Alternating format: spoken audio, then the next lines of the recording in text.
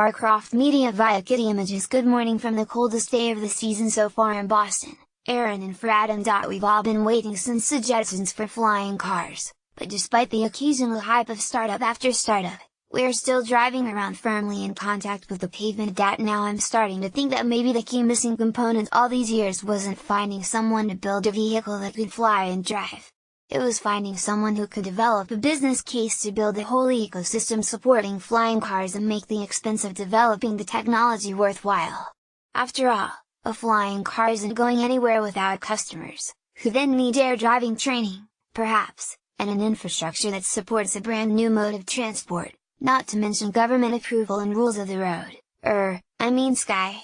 All of which makes it kind of exciting that today Uber, which has already been talking up the flying taxi concept, announced it will be working with NASA to create the needed air traffic management system. The concept is autopiloted air cars that will bypass traffic jams and make commuter runs above overcrowded freeways or even short jaunts between closely connected cities. Partnering with government bodies hasn't been Uber's strong suit, although under new CEO Darko Shahi, it's certainly now a priority.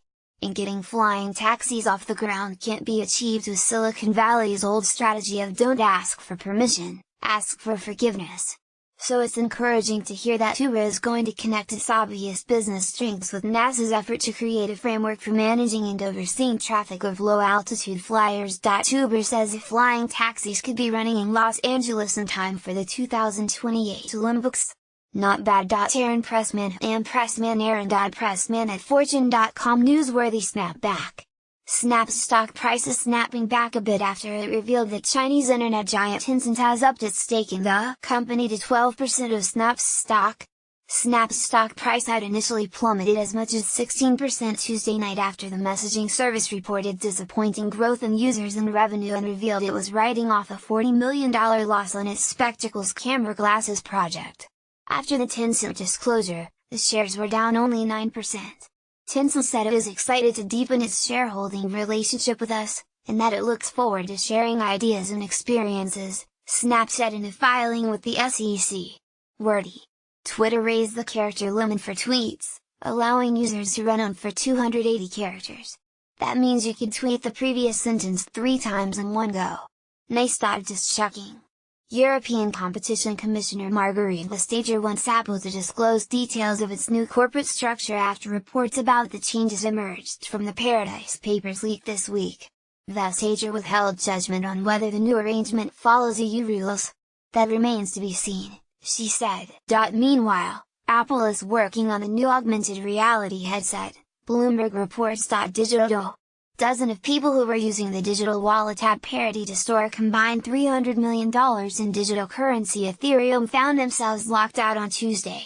A developer accidentally triggered the lockdown, made possible by a bug introduced in a July update to Parity's code, the developer said. Big loss. Advanced Micro Devices lost a top executive as Rajiv Oduri, the head of its graphics unit, announced he would not be coming back from a leave of absence. CEO Lisa Su will continue to oversee the Radeon Technologies Group unit until a successor is named for Koduri, considered one of the most brilliant minds in graphics chips. Food for Thought. Congress held a hearing on the Equifax hacker breach last week, and security expert Bruce Schneier was among the folks who testified. He posted his entire statement on his blog, and it's an informative, if sobering, read. Only new laws can help avoid future data disasters, he argues.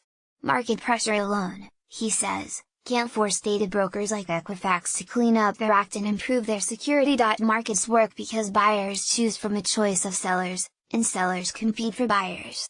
None of us are Equifax's customers. None of us are the customers of any of these data brokers. We can't refuse to do business with the companies. We can't remove our data from their databases.